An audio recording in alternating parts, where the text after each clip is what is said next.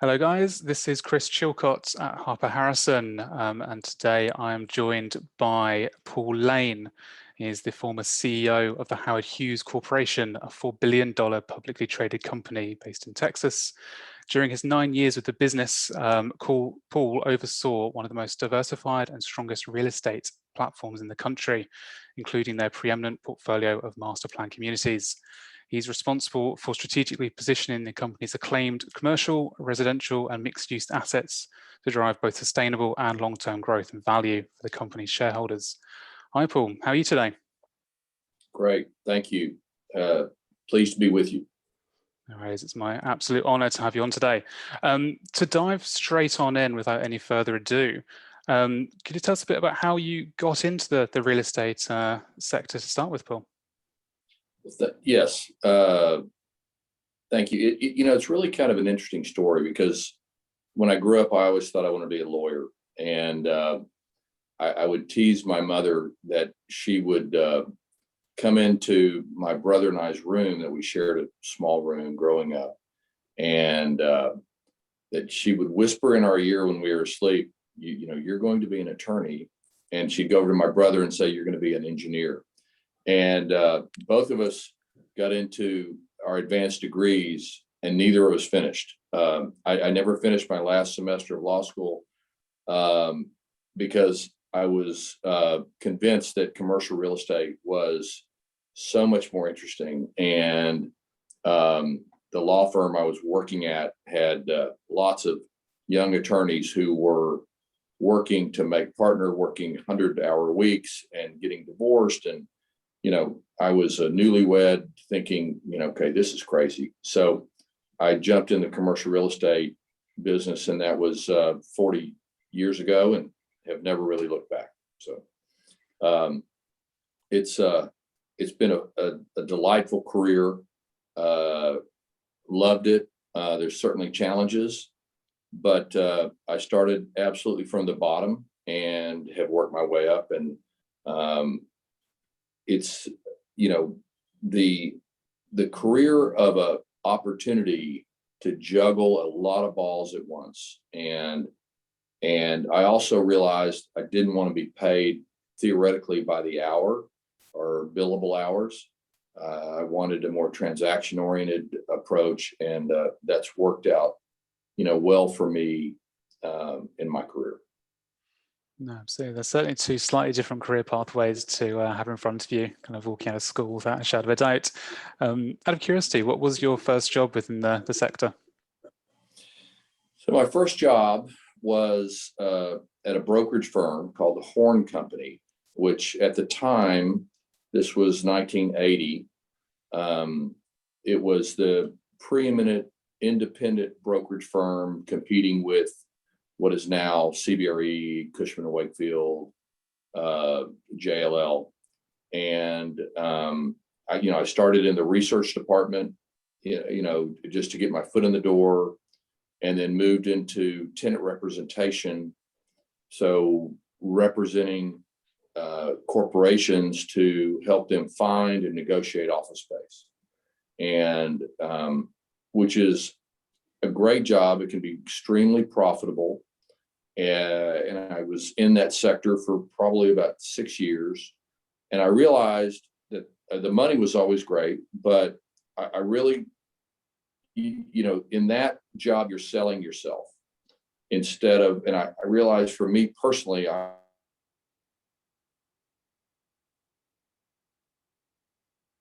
it doesn't matter if you're CEO or whatever role, there is a selling element to your career.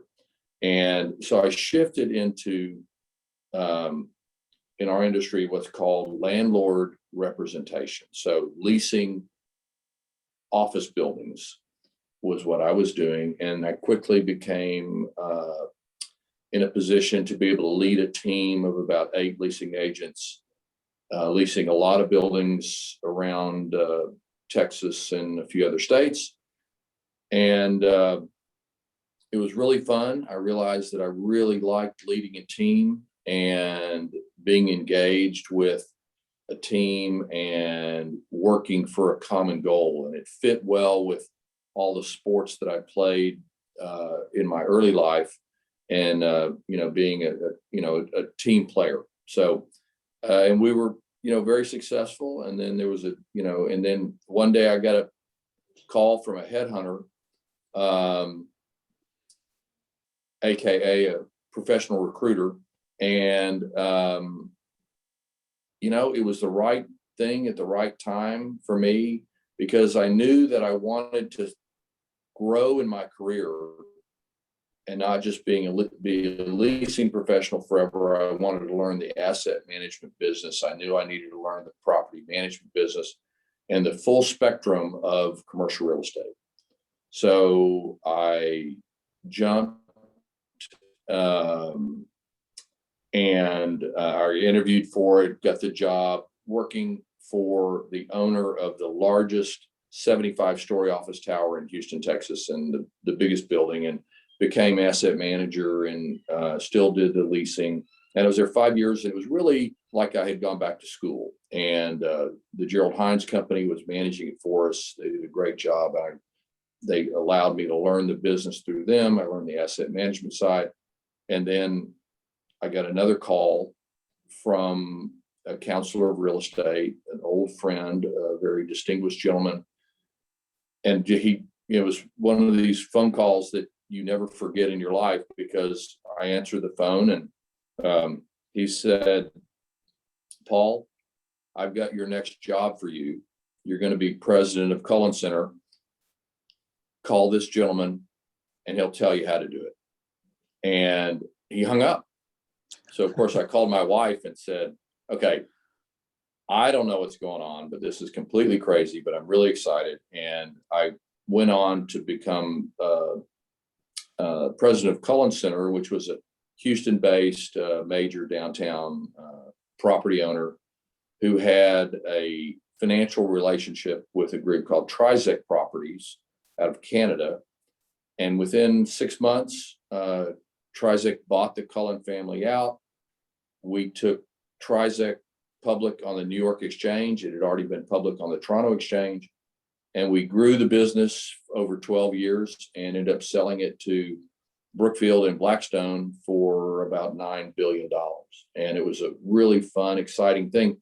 But more important than selling it for $9 billion, I learned something strategic in every step along the way. We were buying buildings all over the country. I had probably 6 or 7, 8 different markets that I was responsible for, and we would buy, run those properties, enhance them, renovate them, then sell them or keep them, and depending on what the best program for our shareholders was. And the 2 other gentlemen that were running the regions, really the 3 other, one was running Canada, one was running out of Chicago, one was out of New York, and I was out of Houston, kind of running the southern half of the United States. The 4 of us are still very dear friends today, and 20 years later, and we do a guys trip once a year. And then when we sold to Brookfield, I ended up staying with Brookfield, which is a fantastic organization, for 6 years, and really continuing on what I was doing, running a region of the country and overseeing all aspects of the commercial real estate business, from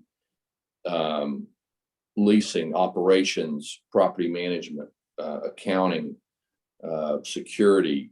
I mean, full spectrum. And then I got a call from kind of an old friend, and he had just worked with the organization, Bill Ackman and others, to take Howard Hughes Corporation public. And a few months before, and he convinced me to go to work there. And the thing that was really intriguing was the opportunity to learn more of the development business. We had built some office buildings with Trizec ground up in Atlanta, and a lot of other redevelopments, but Howard Hughes was a master plan community developer and probably the most diversified commercial real estate company, I would think, in America. And it was an exciting opportunity, and I was ready for a change. And that was approximately 10 years ago. Yeah, fantastic stuff, and I'm sure most people have a pretty good idea of what happened after that point. And you're a very impressive track record with that business. You've obviously had a fantastic journey throughout the real estate sector and covered on a few key pillars within the industry. But what do you think makes working within real estate and kind of the wider industry in real estate so unique? No, that's a great question. The thing that I loved about it is clearly it's something different every day. And it's, as an individual, you create your opportunities. And it's not you show up and do your work. Every morning, it's a different day. And if you're going to drive your business, if you're going to drive your profitability, I work for 3 different publicly traded great companies. If you're going to drive it, you've got to do it. It's not someone telling you what to do. You've got to find the opportunity. You've got to figure out that land parcel to build on. You've got to find that building that's the right opportunity to buy, enhance, and redevelop and sell or monetize or keep in your portfolio. I have 6 children, been very blessed, and 4 of them are in commercial real estate. And we have really enjoyed being able to communicate now in my current position as running my own company after I retired from Howard Hughes. I call it Layne Property Partners. And, my true advisory committee or council are, my 4 kids that are in the business. And the commercial real estate business is hard to get into. You have to network in, but once you figure out the opportunity, it is limitless. And if you're in the right position, it could be limitless from how you're compensated, but it's limitless to what the opportunities are based on the markets you're in and what you can develop. And that's what always excited me about the business. Fantastic stuff. Brilliant answer. And you headed off my next question wonderfully. I wanted to dive into what got you most excited about the sector, but I think it's exactly that. It is the sheer diversity of possibilities that are in front of you. And you can really craft your own destiny once you are part of it, and you can understand what your opportunities are. But I'm sure that you didn't always have kind of 2020 vision when it came to kind of looking into the future and identifying where you wanted to be next, or kind of what opportunities you might have within the sector. Looking back now to Paul walking out of school or kind of in his early career, what advice would you give your younger self, knowing what you know now?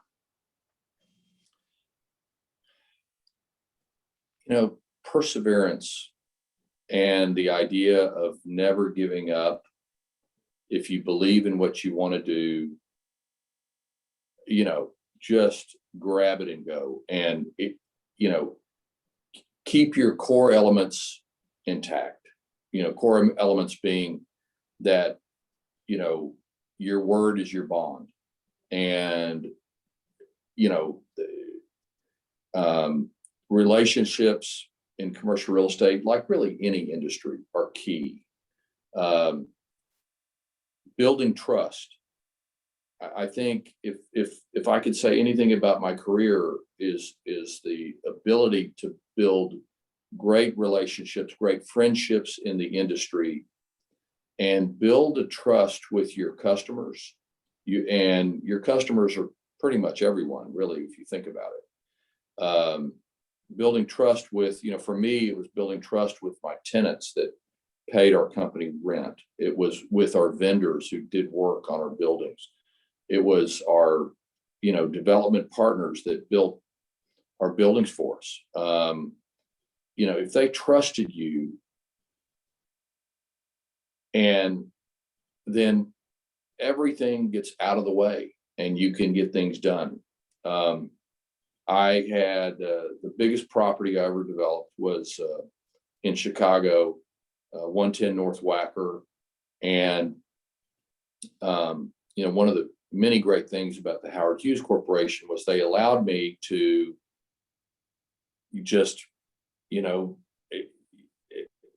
put your big boy pants on as you can take it as far as you want to go. And because I talked about, I wanted to develop our apartments. I wanted to start so they said, sure, go ahead. It's your deal. And so I started an apartment development division, and we built apartments in two different markets, Woodlands and Bridgeland in Houston, Summerlin in Las Vegas, Columbia, Maryland. I created a self-storage division and built, a lot of units in the Woodlands.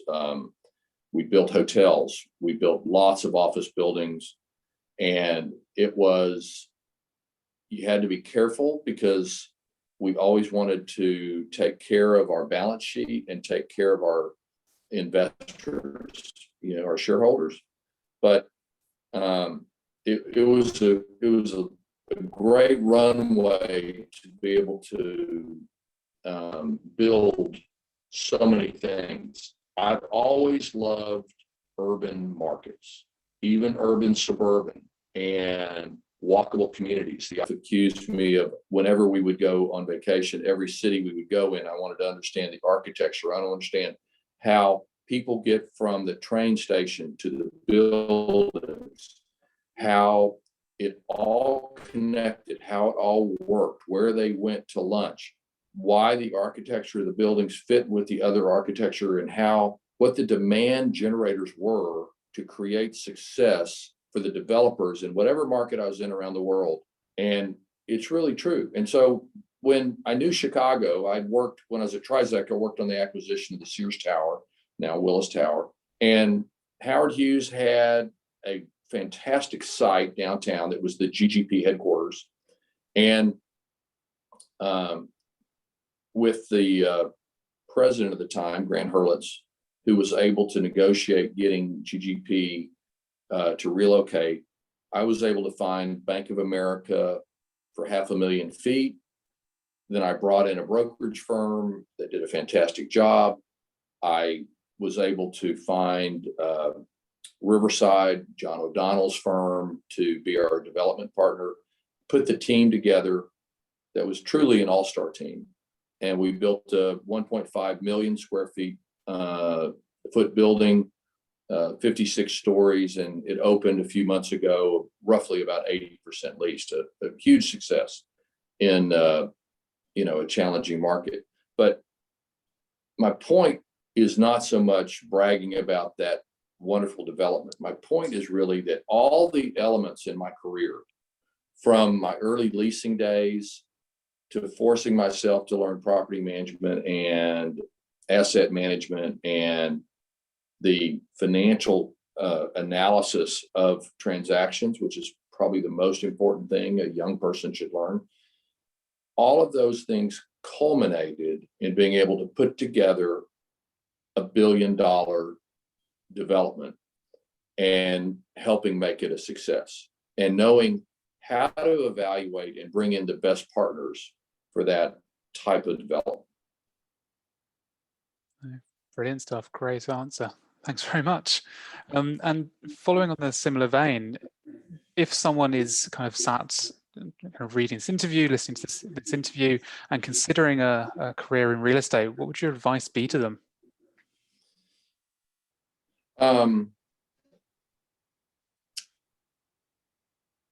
First, figure out how to understand exactly what the job would be that they would be interviewing for.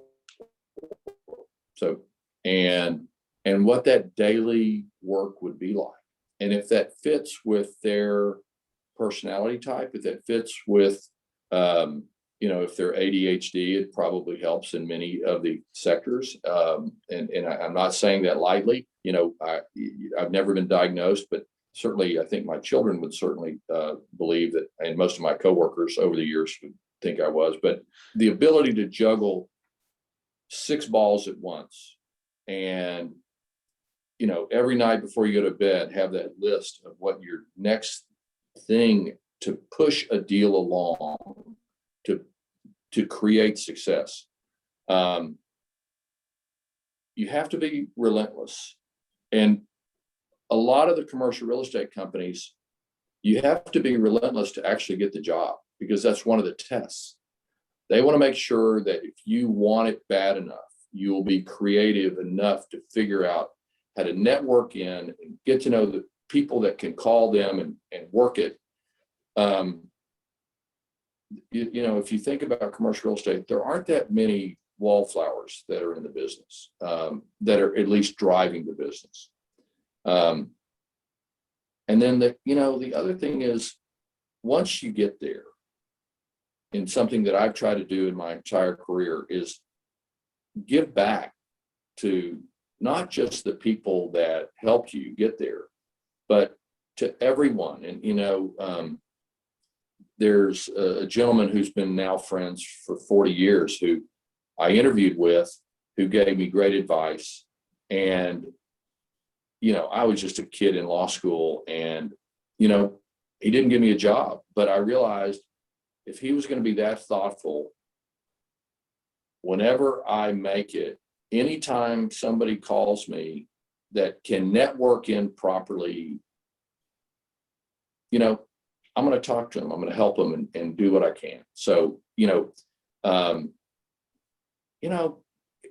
a lot of it is just, be honest and thoughtful, and, follow the golden rule. And if you do those things, and if you work your tail off and do the hard work, because there's so many different aspects. It's not just financial. It's, if you're a financial analyst, it's financial, but you want to grow from that eventually, or a lot of folks do. And you have to combine all these different skill sets to be able to grow in the career. So I think first you got to get your foot in the door and figure out how to get a job that, can pay you enough to live. And then you work your ass off, and you work with great people you can trust, and you take it from there. No, I think it's definitely great advice, and I think it is bring it back to basics sometimes, understand where you want to be, treat everything with honesty and integrity, and take your job very seriously, and you can always get to where you want to be. I really like that as advice. Now, real estate, of course, is a fantastic place to work and a brilliant place to build a wider career. But no industry is without its own challenges and its own drawbacks sometimes. What do you think the biggest challenge is going to be for the real estate sector in the next couple of years? Understanding market cycles is always tough. And, being able to look forward to understand when particular markets are getting overdeveloped, looking at, where interest rates are, which drives so much of this. We've been, as an industry in America, for sure, we have been propped up by, incredibly low interest rates, which is fantastic, and the ability to go interest only for very long periods of time. So, interest only at 2.5% or 3% helps your bottom line like nothing else. I mean, it's incredible. And so, understanding when the reckoning comes and how to position yourself, you have to learn to be nimble, and, because things do swing and change. I mean, look at Manhattan, look at every major market, nothing is stable forever. So, but being nimble and keeping your integrity intact at all times, because people in all industries, but I've found especially in the commercial real estate industry, have an incredibly long memory. And they do. I tell you, I mean, I've got stories where somebody says, you kind of screwed me around on a deal 30 years ago. And, it's like, that just multiplies. So, I just chosen really, I mean, right when I got out of law school, but I will never, I mean, my word is my bond, and I'm going to treat it that way. And so and it's paid off for me. So, 1,000 times over. So. No, there's a lot to be said for that. And again, it's drawing back to the basics in some ways. It's making sure you do the right thing, and you can generally work through the issues that will crop up from time to time, which we cannot avoid. That does bring me to the end of what I wanted to kind of run through with you today, Paul.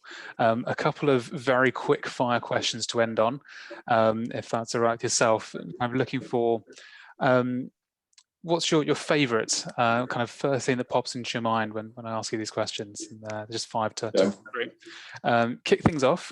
What's your favorite place outside of the US for vacations? Probably Rome.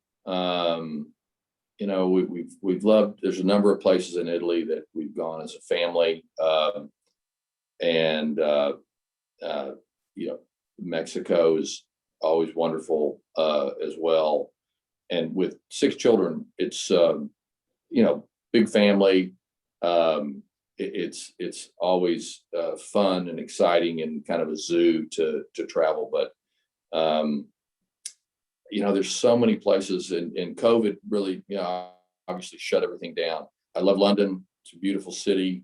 Spain is great. So one of my daughters did a semester abroad in Tokyo and Kyoto, and one of my other daughters and I went and visited her at the end of, and we loved Japan. So there's lots of places, and a lot of places on my bucket list that I want to go. I really enjoy golf.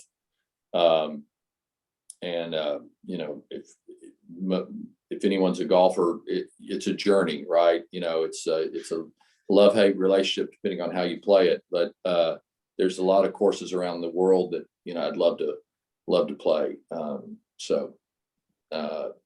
And my wife and I love to travel, and we have homes in a number of places we've been blessed to acquire, and so mostly on the water. So but those are all in the U.S. So fantastic stuff. Perfect. What's your favorite food? Throw that one out. A bit of a bigger question. I'm really not. I mean, most people think Texans are, meat and potatoes and big steaks and that kind of stuff. I mean, I love a great steak, but I really love Italian food. I do love Mexican food, especially during COVID, it was easy to gain weight. I think my kids call it the COVID-15, but it's my wife's a fantastic cook, and loves to create, and she's got a whole ton of cookbooks, and so it's always fun. And a number of our kids cook, and so they'll collaborate, and it's really fun. So I'm pretty open. Thank you for the question. No worries. This might be slightly more polarizing for some people. Favorite sports team? I'm a Houston homeboy. So born and raised, and spent certainly a lot of my career outside of Houston, but that was always on a plane and always came back home. Houston Astros, love them. I mean, and you love to hate them, but they, I played baseball growing up, and now I have 2 grandsons that are playing baseball. which is really fun to watch. And so, yeah, got to be the Astros. I suspected it might be with your background, but no, brilliant, thanks. And what's the most recent either book or podcast you've listened to that's really caught your eye or ear?